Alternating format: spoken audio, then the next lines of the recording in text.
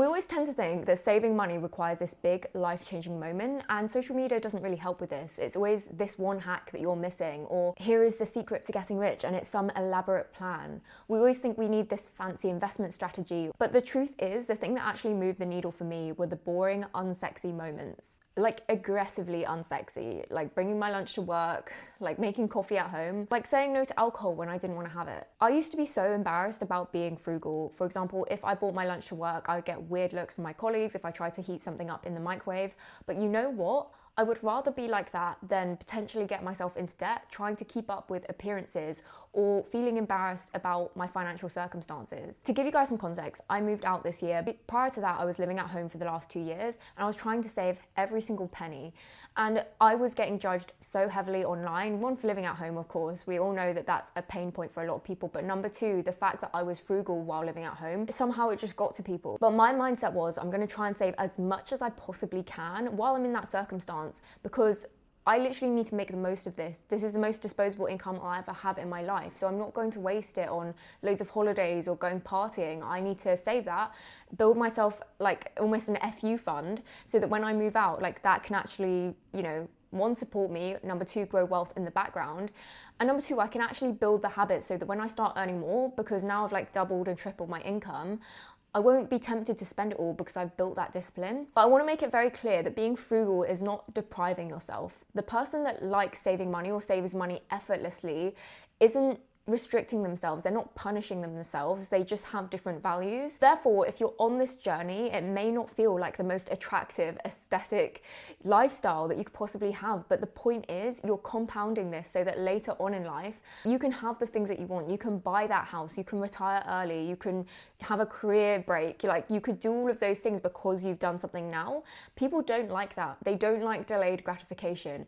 Oh, what if you die tomorrow? Although I do think you should live in the moment and you should also be present and you shouldn't deprive yourself, I do agree with that. I do also think if you don't think about your future, that the future is inevitable. It's gonna catch up to you anyway. What you do today is setting the groundwork for your future self. We never know what's going to happen in life, but I am so grateful that my younger self was careful with money and frugal. Now I'm in an incredibly powerful position. So if you don't know me, my name is Mia McGrath. I built a 6-figure portfolio by age 24, and that's across my savings and investments. I coined this term Frugal Chic, which was featured in Vogue, and it's essentially about redefining frugality. Frugality isn't about deprivation.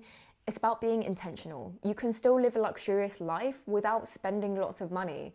The luxurious life that we've been sold to us on social media for the last decade or so has always been about fancy cars, designer clothes, but that's not what true wealth is. The truly wealthy person in the room are always the people at the gym on a random Tuesday or eating organic food. It's always a lifestyle choice that is slow and intentional that I think is a rich life, not necessarily in the materials that you possess. So I worked in the fashion industry for the last 2 years and therefore been face to face with business and consumerism. And so I made a conscious decision after I'd seen the almost inner workings of a business or a brand that I wasn't going to fall victim to consumerism. And so yes, obviously I still buy things, but I am trying to intentionally build wealth and therefore only purchase things I think will truly add value to my life, rather than giving into every single impulse. You may be wondering, how did you get to that amount in savings? Well, it was tiny, small compounding habits. It was circumstance. Obviously, I said I lived at home for 2 years, but apart from that, I built a side hustle alongside my 9 to 5. I worked on it in the mornings, evenings, and weekends,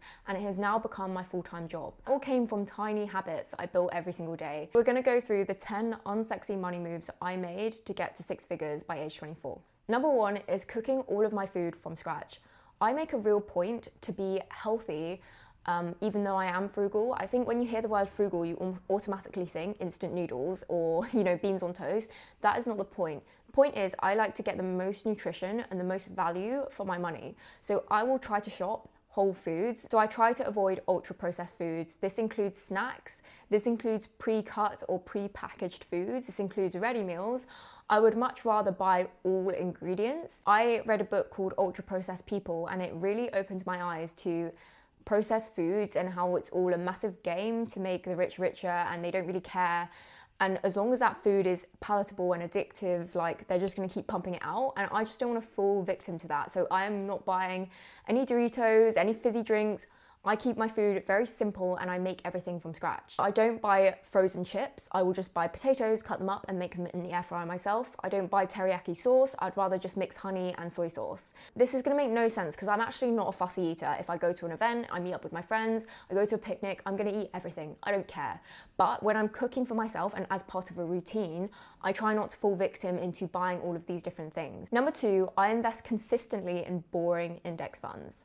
Now, when people think about investing, it is this mysterious world, and your mind automatically goes to, you know, when you hear guys talk about their stocks and like these hype stocks or what's Nvidia doing, and you automatically think of individual stocks. But when I talk about investing, I am really talking about long-term investing, and a lot of experts like Warren Buffett have said the best way to compound wealth is to buy into a broad market, low-cost index fund.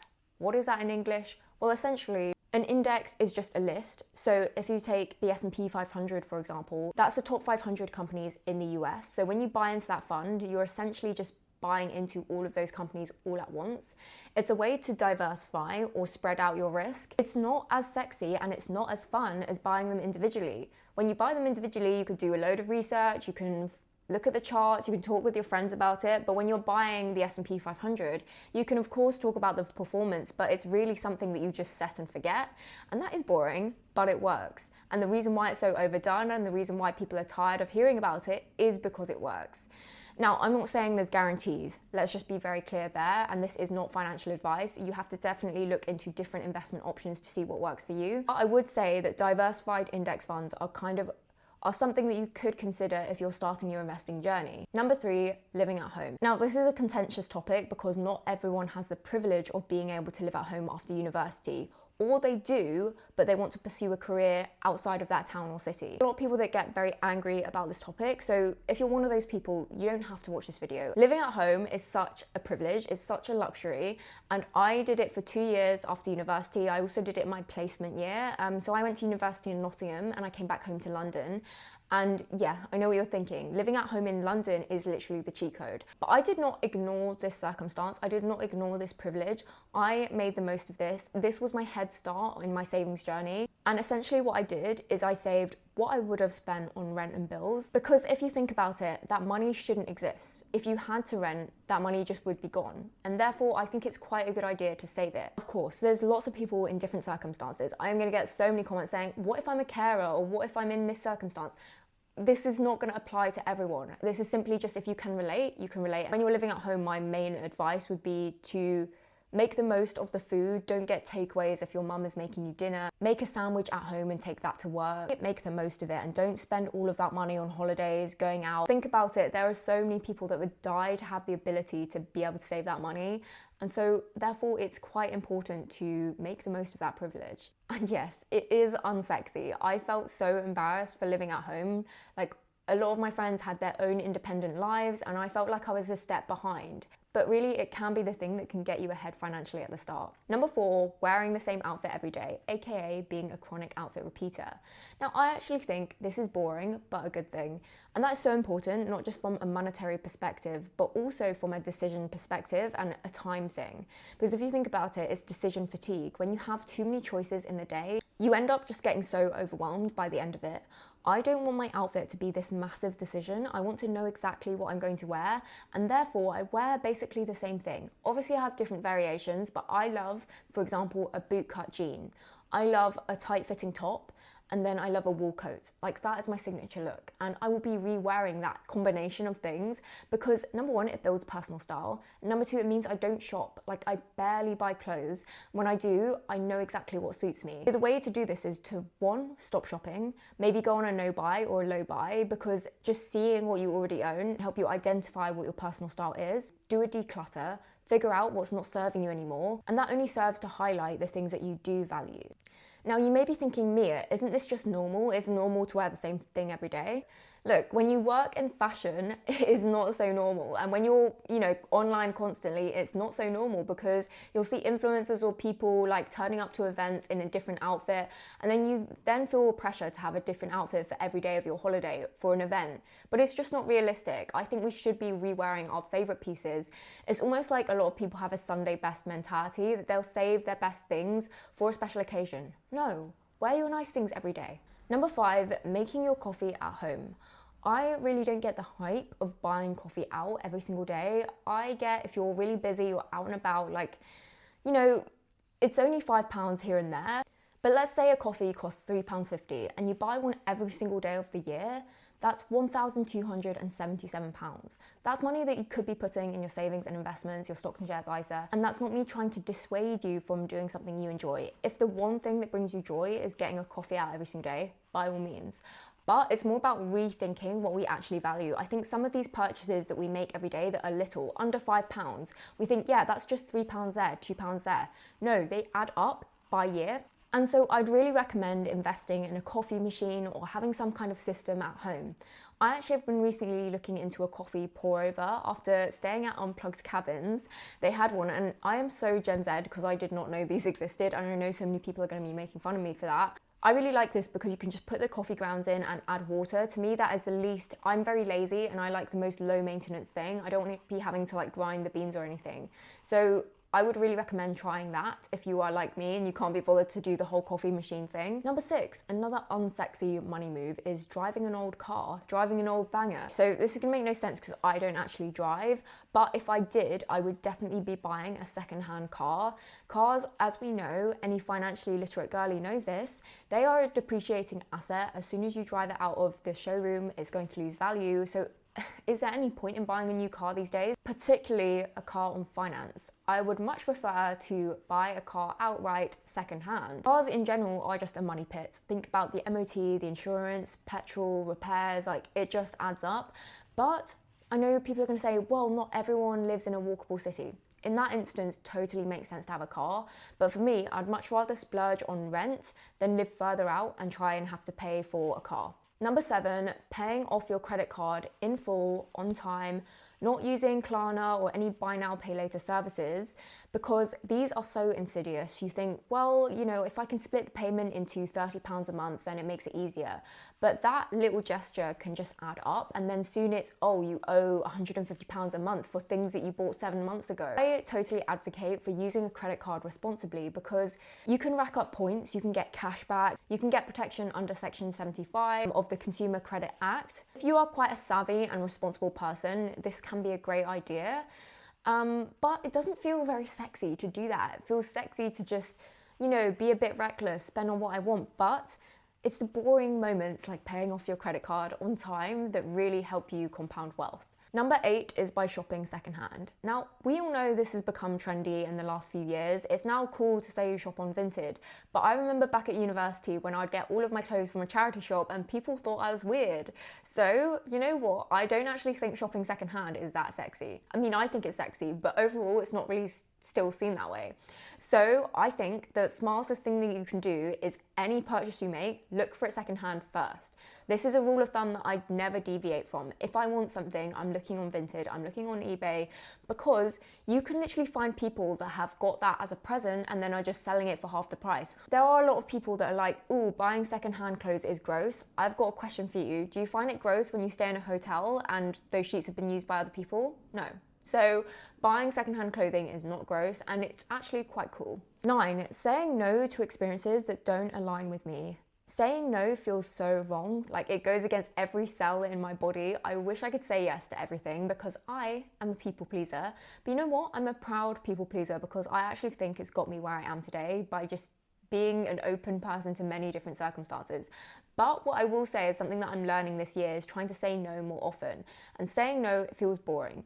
You know, you feel FOMO, you feel like you're going to be seen as a grandma, but when there's an experience that truly doesn't align with you and you feel like you're only going to make your friend happy, we're cutting that out in 2026 because that is not good for your wallet and it's not good for your peace of mind. For example, I love experiences. I love going to theme parks. I love going on a city break. I love seeing my friends or, you know, doing lots of nice things. But I don't like concerts, and a lot of my friends invite me to concerts, but I politely decline because I feel like I've been there, done that. Like I've been in a festival phase, like I went to Wireless, Reading when I was younger, and I just feel like now I'm a bit older. I don't really enjoy getting rubbed up on by sweaty people.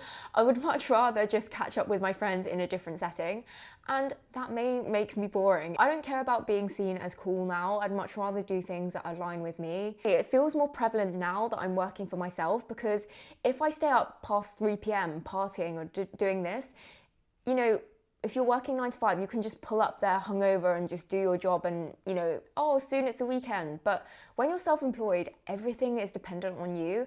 I don't have that time or energy to sacrifice on getting out of shape with my schedule or with my health. Which leads me on to point number 10. Another unsexy hack is drinking less alcohol. It saves me so much money. If you guys haven't seen my spending wrapped, where I talk about what I spent this year, I spent £120 on alcohol. That is £10 a month. I'm really proud of that. And I think that just goes to show that I have a drink occasionally, have a drink with a friend, but it doesn't need to be a massive part of my budget. And that's what makes me feel balanced, because I don't want to cut it out altogether. I do think being adaptable, and you know, if someone likes drinking, I'll have a drink with them. But overall, I don't need to go crazy. Something about me is you'll never see me ordering like a £15 cocktail. I will just like have a half a pint of something or just a small drink. But this is so good for your health, and I really value my skin, my appearance, and that may sound vain, but yeah, I just don't think alcohol helps me in any capacity. The main reason I think people drink alcohol is to feel more confident. But if you can work on your confidence and you can feel that naturally, I think you can cut that out. So I'm gonna get rich by being boring, and I don't care what anyone says. At Frugal Chic here, we are prioritizing us and not other people. We're not living for other people, we're living for ourselves. I want to add a bit of nuance, because I'm sure I'm gonna get some questions about this. Now, just doing these things probably won't get you to 100k by a young age unless you're in a very high paying industry. I was working in fashion, so you may be doing the maths thinking, how the hell did you do that? The main thing for me was increasing my income, was side hustling. And although I haven't made too much content on here, I'd really recommend you check out my short form. I talk a lot about content creation or how I was able to monetize, but I want to make it very clear that just doing these things is not going to make you rich. But if you are like me and you are side hustling, you're increasing your income, you're negotiating your salary, making sure you have these habits in place can help, because later on you won't be wanting to give into lifestyle creep, you'll be wanting to save that money. So yes, these things are not going to make you rich, but they do set the foreground so that when you start to earn more, you're able to save because you have that discipline. So if you enjoyed this video, make sure you subscribe. You can check out my free newsletter at frugalchic.co.uk. I've tried not to use any Gen Z lingo in this, because I always get comments about how people on YouTube hate that, but people on short form love it. So you can't please everyone. I'll see you guys in the next one.